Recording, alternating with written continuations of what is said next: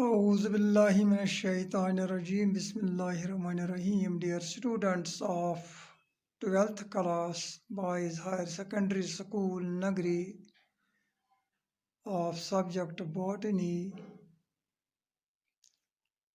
Assalamu alaikum wa rahmatullahi wa barakatuhu. Dear students, you are nowadays at your homes as the schools are closed by the administration, and I hope you will be safe and sound at your homes and will be enjoying the online lessons delivered by your concerned teachers. Dear students, you know, so far we have discussed various questions of Unit 1st, and today we will study one more question of Unit 1st, which is called the double fertilization in angiosperms. Dear students, you are well known about the fertilization and you have defined this fertilization so far many times, but this double fertilization in flowering plants seems to be new for you. So, to understand this question, you should be alert, active, and keen towards your topic, double fertilization in angiosperms. So, first of all, starting this double fertilization in angiosperms, we will define the fertilization. We will define the double fertilization in angiosperms. So, first of all, it is the act of fusion of male gamete with the female gamete to form a diploid zygote and occurs within the embryo sac. So, simply, this fertilization is the act of fusion of male gamete with the female gamete, resulting in the formation of a diploid zygote, and this fertilization occurs within the embryo sac. The male gamete is carried to female gamete for fusion by pollen tube, and the process is called siphonogamy. So how the male gamete fuses with the female gamete? Their fusion occurs when the pollen tube carries the male gamete to the female gamete, and this process of fusion is called the siphonogamy. The two-celled pollen grain reaches to the receptive stigma. The two-celled pollen grain reaches to the receptive stigma of the carpel by the act of pollination. So how the pollen grain reaches to the receptive stigma of the carpel? It reaches by the act of pollination. And here you should remember that the pollen grain which fuses or which reaches to the receptive stigma for pollination, at that time it is in the two-celled stage. The pollen grains, after reaching on the receptive stigma, release the recognition factors on the surface of stigma. So first of all, after reaching on the receptive stigma, pollen grain releases its recognition factors on the surface of stigma. After mutual interaction and after mutual interaction of pollen and carpel, and there occurs a mutual interaction between the pollen and the carpel, then the entine of pollen grain, entine is the inner layer, while as exine is the outer layer of the pollen grain. So here the entire, after interaction, the entire layer of the pollen grain germinates into pollen tube. The pollen tube emerges from the entine of the pollen grain. This pollen tube grows towards the ovary through style. This pollen tube, after germination, grows towards the ovary through style by secreting enzymes and making a passage, utilizing its own contents or its own food material and energy, and also deriving nourishment from the cells of stigma.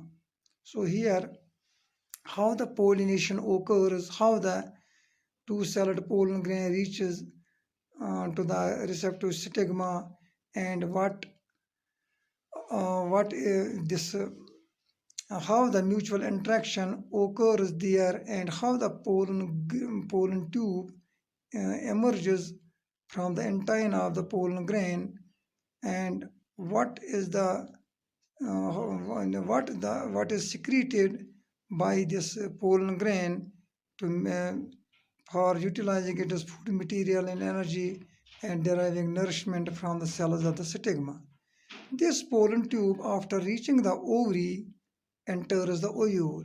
So here you should remember, when the pollen tube is emerged from the entine of this pollen grain, after reaching to the ovary, it enters directly into the ovule.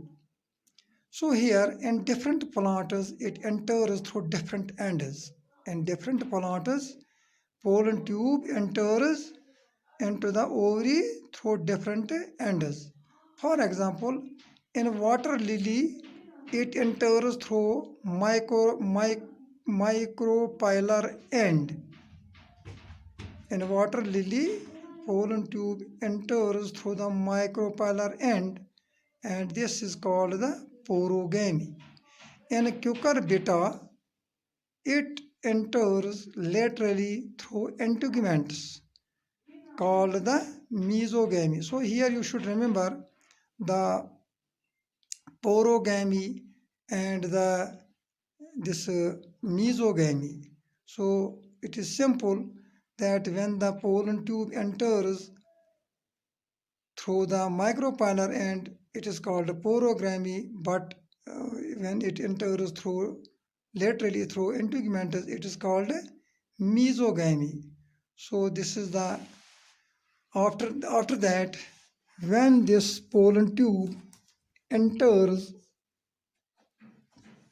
through chalazal end, when this pollen tube enters through the chalazal end, it is called chalazogamy, and chalazogamy is found in the plant Juglannus regia.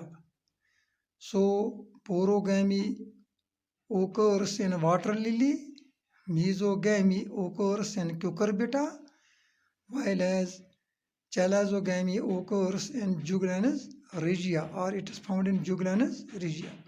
So three types of processes occurs there. Pollen tube enters through different ends into the plants. When it enters through the water lily, when it enters through the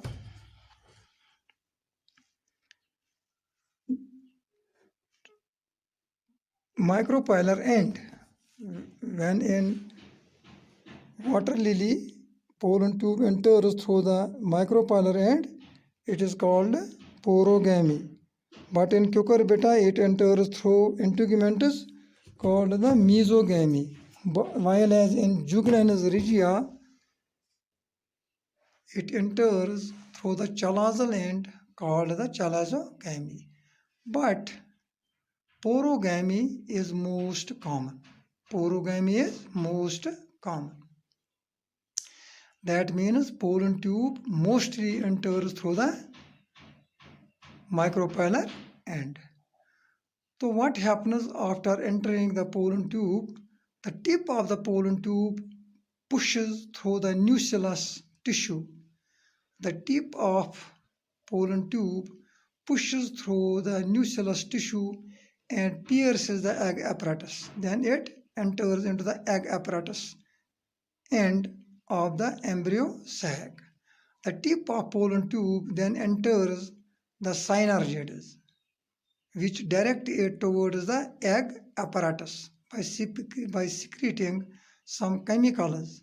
The tip of pollen tube then ruptures, releasing the two male gametes. So dear students, you should remember here that how the pollen tube enters through different ends into the plants, and when this tip of pollen tube pushes through the nucellus tissue and pierces through the egg apparatus end of the embryo sac, then the tip of pollen tube enters through the synergids, which direct it towards the egg apparatus by secreting some chemicals. The tip of pollen tube then ruptures, releasing the two male gametes. So the two male gametes are released from the pollen tube. Both the male pronuclei take part in fertilization. These two male gametes take part in fertilization. So both the male pronuclei take part in fertilization. So one male gamete fuses with the egg. When two male gametes are released by the pollen tube, one male gamete fuses with the egg and forms the diploid zygote. This act of fusion is called the syngamy or generative fertilization. I will repeat it again. Both the male pronuclei take part in fertilization. One male gamete fuses with the egg and to form the diploid zygote. This act is called the syngamy or generative fertilization. The diploid zygote then develops into embryo. The diploid zygote then develops into embryo. Then the other male gamete fuses with the two female pronuclei. The other male gamete fuses with the two female pronuclei or secondary nucleus to form triploid primary endosperm nucleus. So two male gametes take part in fertilization. One male gamete fuses with the egg, forms the diploid zygote.